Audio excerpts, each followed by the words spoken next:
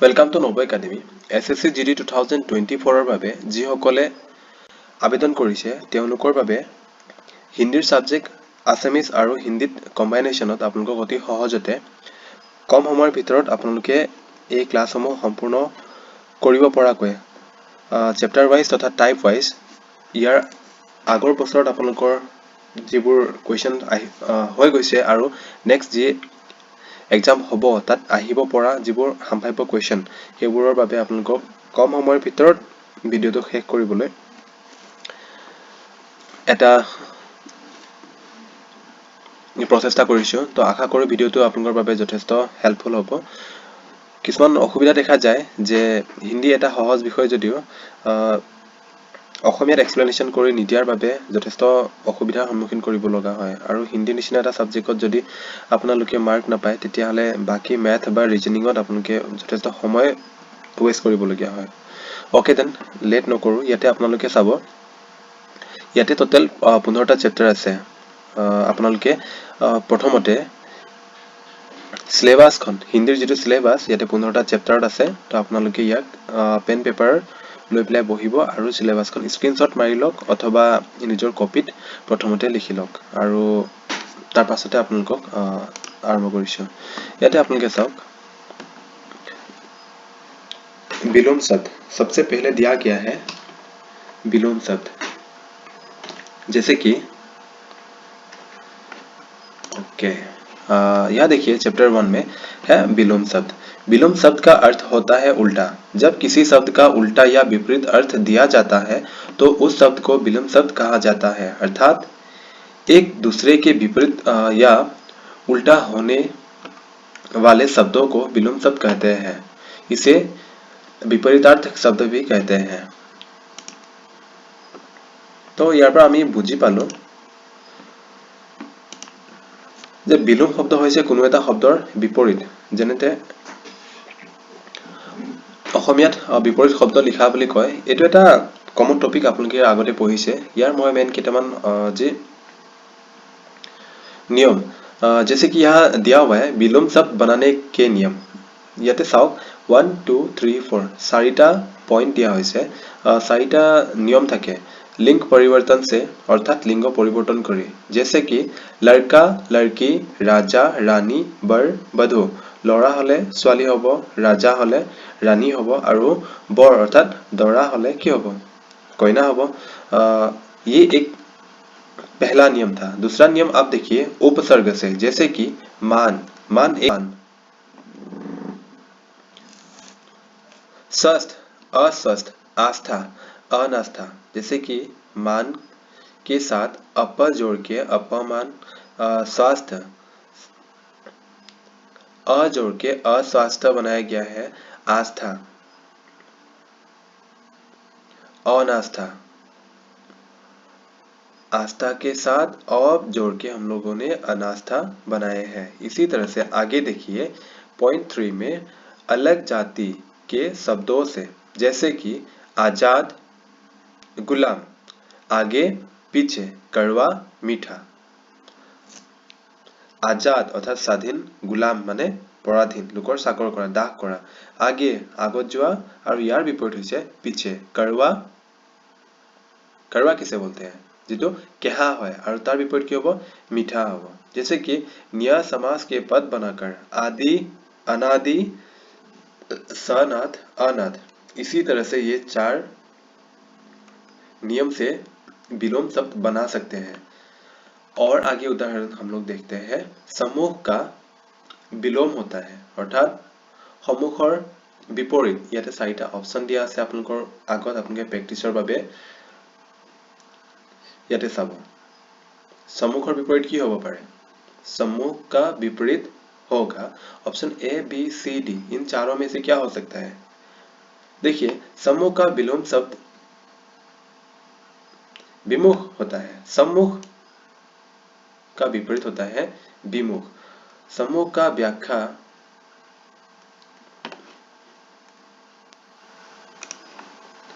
ठीक है आगे कुछ उदाहरण से हम लोग यहाँ सीखते हैं यहाँ देखिए क्वेश्चन 1 में दिया है समूह का विलोम होगा अर्थात समूहर विलोम की होगा এক্সামত কোৱেশ্চন এনেকৈ বনিব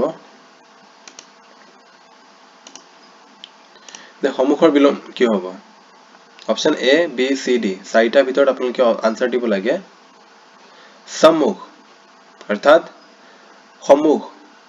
সম্মুখৰ বিপৰীত হ'ব विमुख समूह का विलोम विमुख होता है समूह का वाक्य में प्रयोग मेरे सम्मुख ही यह घटना घटी थी अर्थात मोर आगत बा चकुर आगत बा मोर ओसरते घटनाটো घटिছিলে विमुख सम्मुखर विपरीत विमुख होबो यहाँ आप देखिए अपने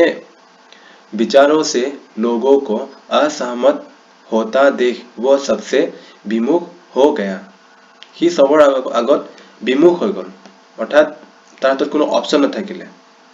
তেতিয়া হি কি কৰিলে যেতিয়া নিজৰ বিচাৰটোত কোনো একমত নহল তেতিয়া হি নিজৰ বিচাৰতে বিমুখ হৈ গল ओके देन क्वेश्चन नंबर 2 यहाँ आप देखिए दिए गए शब्द का विलोम चुनिए क्वेश्चन नंबर 2 अपन के साथ सम सम का विपरीत क्या होगा ये तो सम तार विपरीत क्या होगा निष्काम सार्थक विषम कुकाम व्याख्या में देखिए सम का विलोम शब्द विषम होता है सम इक्वल समान इसका विपरीत क्या होगा विषम विषम होगा सम होले विषम होगा व्याख्या सम का विलोम शब्द विषम है सम का अर्थ होता है एक ही अभिन्न एक सा या सदृश विषम का अर्थ होता है असमान जैसे विषम गति यानी कि विषम गति माने एबार किबा ता स्पीड গৈছে তাৰ পিছত বেলেগ এটা স্পীড গৈছে विषम इक्वल নহয় माने निम्नलिखित में कौन सा गलत युग्म है तলৰ কোনটো জোৰ ভুল এনেদৰে কোৱেশ্চন বনা দেখা যায় এটো সেকেন্ড টাইপ আপোনালোকে চাব জাগ্ৰত ইয়াতে কি কৈছে আপোনালোকক मीनिंग ये क्वेश्चन की तरह जो ऑप्शन ए আছে ऑप्शन ए जागृत और सुषुप्ता और निष्काम सकाम राग संग करुण निष्ठुर क्या होगा यहाँ राग का विलोम विराग होता है रागों विपरीत विराग है ईर्षा नफरत आदि होते हैं रंग का विलोम शब्द बेरंग होता है माने रंगीन जो सकमक सकमकाय আছে আৰু ৰঙীন হয় আৰু তাৰ বিপৰীত কি হ'ব ৰংহীন হ'ব বেৰং तो राग का विलोम विराग होता है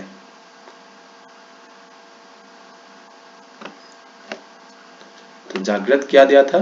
असुसुप्त निष्काम सकाम दिया था राग रंग राग का मीनिंग क्या होगा रंग तो यहाँ निष्काम सकाम यहाँ जागृत सुसुप्त और करुण निष्ठुर এই গোটেইটা অপচন শুদ্ধ আৰু ইয়াতে চাওক আপুনি राग रंग এই দুটা সিনোনিমস হৈ আছে সমাৰ্থক হৈ আছে বাকি কিটা কি আছিল শুদ্ধ আছিল ইয়াৰ एंटोनिम विपरीत হৈ আছিল okay then next question number 4 আহিব दिए गए शब्द का विलोम चुने কি কৈছে ইয়াতে যি কিটা ইয়াতে শব্দ দিছে তাৰ विलोम শব্দ বাছি উলিয়াব লাগে प्रहार तो प्रहार का विलोम प्रहार কৰাৰ বিপৰীত অৰ্থ কি হ'ব रक्षा करना विहार करना प्रतिरक्षा करना समास क्या हो सकता है तो आप लोग सोचिए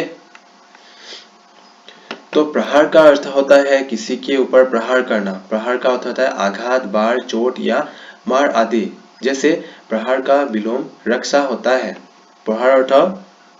विपरीत अर्थ কি হ'ব ৰক্ষা কৰা হ'ব কাৰোবাক মাৰা কোনোবাই যদি মাৰে তেতিয়ালে তাক ৰক্ষা কৰাটো प्रहार কৰাৰ বিপৰীত হ'ব राम ने मोहन पर डंडे से प्रहार किया रामे কি কৰিলে মোহনৰ ওপৰত लाठी डाले मारिले ओके देन यहाँ पर अपन लोग बुझी पाले जे क्वेश्चन नंबर 4 आंसर की होबो याते रक्षा करना ओके क्वेश्चन नंबर 5 संधि का विलोम संधि माने की संधि माने की হয় এটা সক संधि की হয় संधि पाता संधि भांगा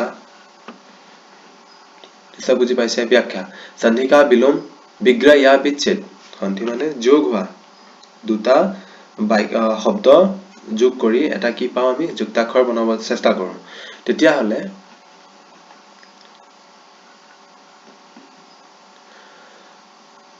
সন্ধি মানে যদি যোগ কৰা হয় ইয়াৰ বিপৰীত কি হ'ব অপচন এ চাওক দুৰাগ্ৰহ আগ্ৰহ সমাস বিগ্ৰহ ইয়াতে আপোনালোকে এটা কথা মন কৰিব কোৱেশ্চনখিনি আপোনালোকক এতিয়া দেখোতে যথেষ্ট সহজ যেন লাগিলেও এক্সামৰ সময়ত এইবোৰ সৰু সৰু কোৱেশ্চনত আপোনালোকে ভুল কৰে আৰু প্ৰতিটো কোৱেশ্চনৰ বিনিময়ত আপোনালোকে 2 নম্বৰকে পায় তো সেইবোৰ কাৰণতে বহুত লৰাই বাৰে বাৰে এসএসসি এক্সাম দিও বাৰে বাৰে ফেল হৈ আছে তো এসএসসি ইমান এটা সহজ এক্সামো নহয় জিডি এক্সামটো যথেষ্ট কাট অফ 180 মাৰ্কছৰ কোৱেশ্চন পেপাৰত 70 80 যদি আপোনালোকে নাপায় তেতিয়াহলে এটা সেফ মাৰ্ক বুলি ভাবিব নোৱাৰে আৰু ইমান টানো নহয় যে আপোনালোকে ফেল কৰিব তো যদি এটা সঠিক ডাইৰেকশনত ভাল গাইডৰ থ্ৰুদি যদি আপোনালোকে পঢ়ে নিশ্চয় আপোনালোকে পাস কৰিব ওকে সন্ধিৰ বিলোম শব্দ কি হ'ব ইয়াত চাওক আপোনালোকে আগ্ৰহ বিগ্ৰহ সমাস দুৰাগ্ৰহ तो व्याख्या চাব संधि का विलोम विग्रह होता है विच्छेद সন্ধি মানে যদি যোগ কৰা হয় ইয়াৰ বিপৰীত কি হ'ব বিচ্ছেদ হ'ব সন্ধি ভঙা হলে বিপৰীত সন্ধি पता होगा तो वर्णों को मिलाकर लिखना संधि कहलाता है वर्ण বিলাকক যোগ কৰি লিখিলে তাক সন্ধি বুলি কয় शब्दों को अलग अलग करके लिखना विच्छेद या विग्रह कहलाता है তেতিয়া হলে সেই শব্দটোক বেলেগ বেলেগকে ভাগ ভাগকে লিখাটো কি বুলি কব विच्छेद বুলি কব ओके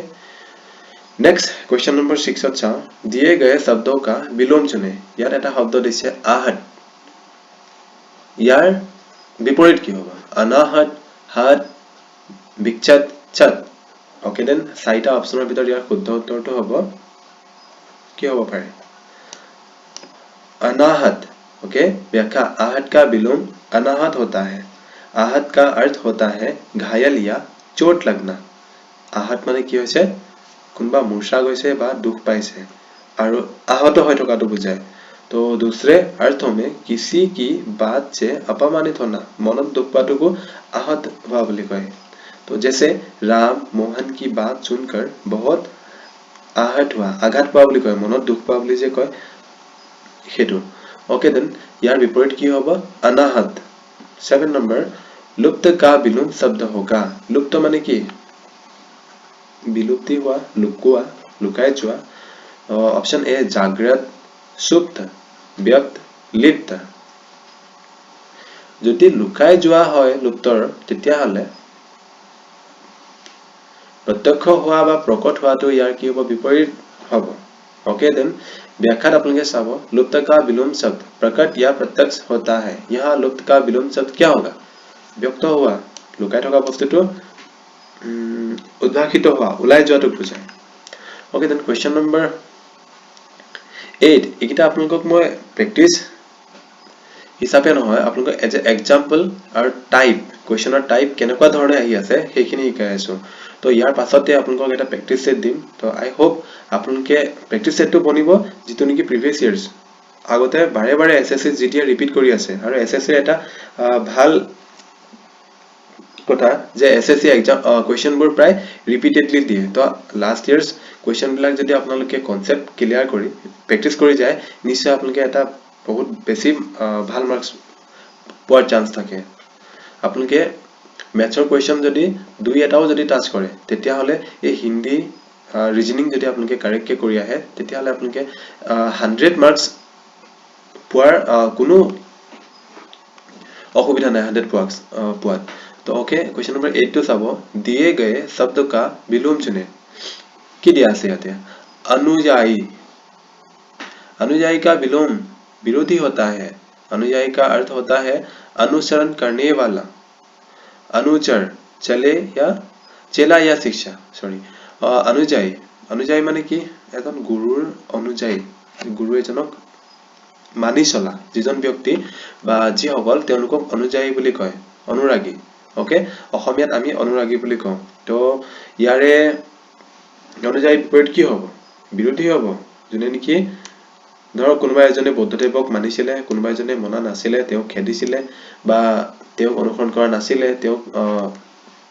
বিৰোধিতা কৰিছিলে তেখেতৰ বিৰোধী বুলি ক'ব তো অনুযায়ী বিপৰীত কি হয় ইয়াতে বিৰোধী ओके देन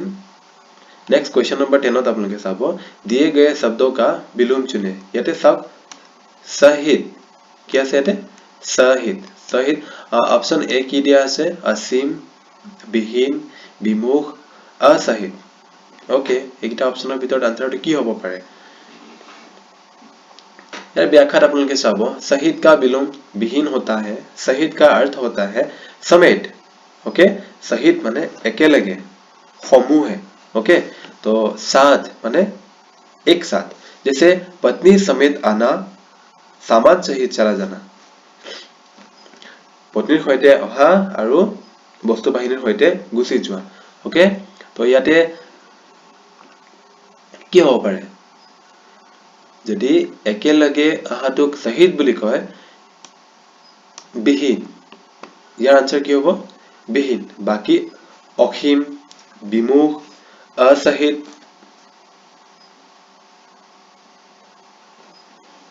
ओके এইটা অপশনৰ ভিতৰত আপোনাৰ কাৰেক্ট আনসাৰটো কি হ'ব বি नेक्स्ट क्वेश्चन दिए गए शब्द का विलोम चुने क्वेश्चन नंबर 10 में दिया है कि आदर का विलोम शब्द क्या होगा ओके बहुत এটা সহজ क्वेश्चन निरादर अपमान सादर सम्मान तो ইয়াতে কনফিউজন মানে হৈ যায় অপমান হ'ব নেকি আদৰ খাদৰ अपमान सम्मान কোন হ'ব পাৰে तो आदर का व्याख्या में देखिए ओके आप लोगों को याते मैं प्रैक्टिस सेट दिया ना आप लोगों को मैं याते टाइप শিকাই আছো তো आप लोगों को प्रथम क्लास तो आप लोगों के प्रथमতে কনসেপ্টটো শিকিছে আৰু সেই आप लोगों के व्याख्या ধুনিয়াকে চাই লওক আৰামছে শিকক হাতত সময় আছে মই आप लोगों को क्लास कंप्लीट कराই দিম आदर का विलोम निरादर होता है आदरर विपरीत की होबो निरादर आदर का आशय सम्मान या इज्जत सत्कार आदि से है आदरर अर्थ एकिटा লগত सम्मान इज्जत सत्कार কৰা हेकिटा আৰু ইয়াৰ अर्थ কি হ'ব ইয়াত क्वेश्चन কি আছে आदर तो निरादर का अर्थ क्या होता है किसी का अपमान करना যদি आदर माने सम्मान কৰা হয় তেতিয়াহলে নিৰাদৰে ইয়াৰ উত্তৰ হ'ব जितु नेকি ইয়াৰ বিপৰীত হ'ব ই অপমান কৰা বুজায় ই কি বুজাব অপমান কৰা আদৰ নকৰাটো বুজাব কোনে निरादरे ओके नेक्स्ट क्वेश्चन ইয়াতে আপোনালোকে চাওক दिए गए शब्द का विलोम चुने आचार दिए गए शब्द का विलोम चुने आचार आचार माने কি খোৱা আচাৰটো বুলি লিখিব মানে কি হ'ব আচাৰ ব্যৱহাৰৰ কথা কৈ আছে ओके तो ऑप्शन ए दिया से अनाचार ऑप्शन बी दिया से व्यवहार ऑप्शन सी प्रचार ऑप्शन डी विचार ओके आचार का विलोम शब्द अनाचार होता है आचार जो धर्म और नीति से चले अनाचार धर्म और नीति के विरोध जोने की रीति नीति माने चले हेजनक आचार के साथ चला हुआ व्यक्ति कहते हैं और यहाँ आचार का विलोम क्या हो सकता है अनाचार होगा okay then come to the next question 12 दिए गए शब्दों का विलोम आविर्भाव आविर्भाव माने কি অসমীয়াটো বুজি আছে উদ্ভৱ হোৱা आविर्भाव हुआ तो इसका विलोम होगा तिरोभाव व्याख्या स्वा आविर्भाव का विलोम तिरोभाव होता है आविर्भाव का अर्थ प्रकट होना उत्पत्ति होना ओके तो तिरोभाव का अर्थ अदृश्य हो जाना या छिपाव आदि होता है এইখিনি যথেষ্ট ইম্পৰ্টেন্ট হয় ব্যাখ্যা মই আপোনালোকে স্কিপ নকৰিব শিকিবলগীয়া বহুত কথা এইখিনিতে থাকে স্কিপ নকৰাকে ভিডিওবোৰ চাব যাতে এটা এটা পইণ্টে আপোনালোকক যথেষ্ট সহায় কৰিব এক এক মাৰ্ক আপোনালোকৰ मेरिट लिस्टर বাবে হেল্পফুল হ'ব পইণ্টৰ কাৰণে 0.5 ৰ কাৰণে বহুত লৰা এতে এসএসসি সিলেকশন নোহোৱা ক্যান্ডিডেটও আছে তো পাছত পোষ্টতকে সময় থাকতে আপোনালোকে পঢ়ি ল'ব লাগে ৰাইট ओके क्वेश्चन नंबर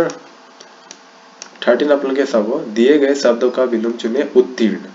পৰীক্ষাত উত্তীৰ্ণ হোৱা, অৱতীৰ্ণ হোৱা আপোনালোকে নিশ্চয় শুনিছে। তো ব্যাখ্যাত আপোনালোকে পুনৰবাৰ পঢ়িব। उत्तीर्ण का विलोम अनुत्तीर्ण होता है, जैसे कि मोहन परीक्षा में उत्तीर्ण हो गया और सोहन अनुत्तीर्ण हो गया। मोहन और सोहन দুজন লৰা আছিলে, दो लड़के थे, उन दोनों का नाम क्या था? मोहन और दूसरा का नाम था सोहन। तो दोनों में से जो मोहन है, मोहन ने परीक्षा में उत्तीर्ण हो गया, क्लास 9 से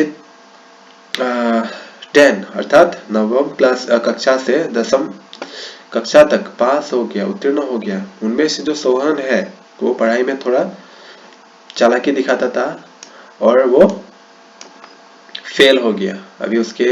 जवाब में कुछ नहीं है, वो फिर से नवम कक्षा में उसे पढ़ना पड़ेगा। Okay then,